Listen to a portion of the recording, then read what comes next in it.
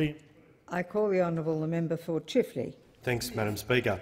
History's probably full of examples where people have reminded us about how history repeats itself, so I might as well repeat the mark. We are actually seeing history repeat itself before our very eyes, because just over 13 years ago, lucky 13, a Conservative government was shaken to its core as a result of criticism about the way it was hurting voters.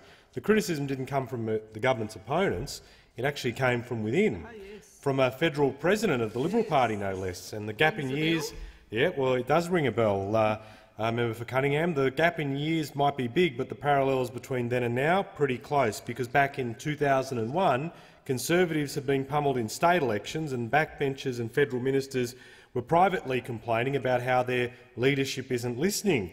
Party meetings are a waste of time. A Prime Minister and Treasurer who were seen to go out of their way to alienate traditional Liberal supporters. Government leadership seemed to be tricky on issues like petrol, being seen to rely on fine print to change the impression that people might have had at the time of the election. Sounds similar. A Conservative government ignoring its base that had to be dragged kicking and screaming to fix government mistakes.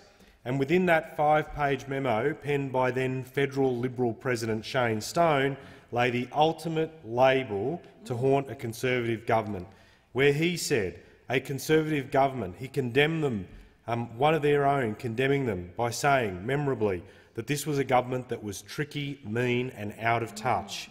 From this floor of parliament, I make a request on behalf of the hapless coalition backbenchers choking on their own fear. Who's going to be there, Shane Stone? Who's going to tell this government they're being tricky, mean and out of touch like their Conservative predecessors?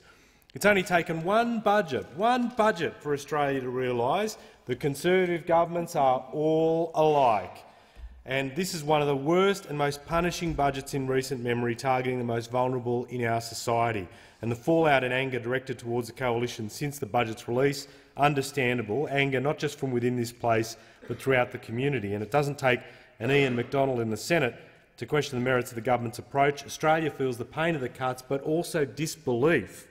Disbelief, seeing a Prime Minister at that dispatch box argue a cut isn't a cut, arguing against reality. It's a non-core cut, listed in his own budget papers that changes to indexation arrangements for schools and hospitals will achieve, and I quote, cumulative savings over $80 billion, and then saying, in his own words, this isn't a cut. Now, the Prime Minister might try to ignore reality, but the constituents I represent in this place know the impact of a tricky and mean budget. And one wrote to me in stark terms recently, I won't name her, but she's a wife and mother of 3, trying to return to the health profession after raising young boys.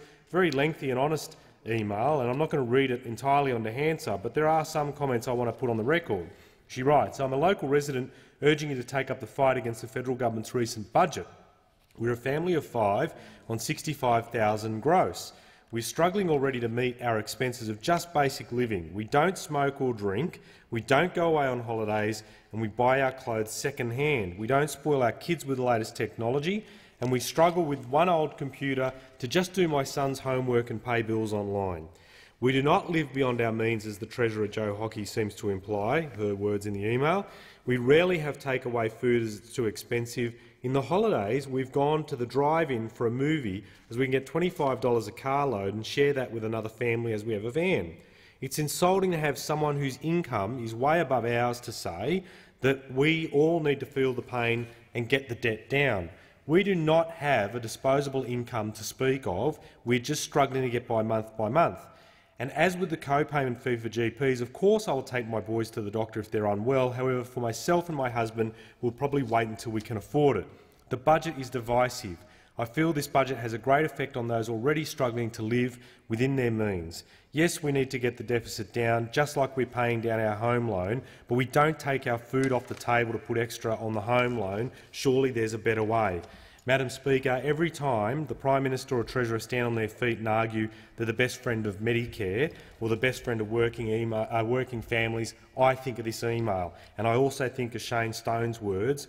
The ink's truly dried, but the memory's fresh.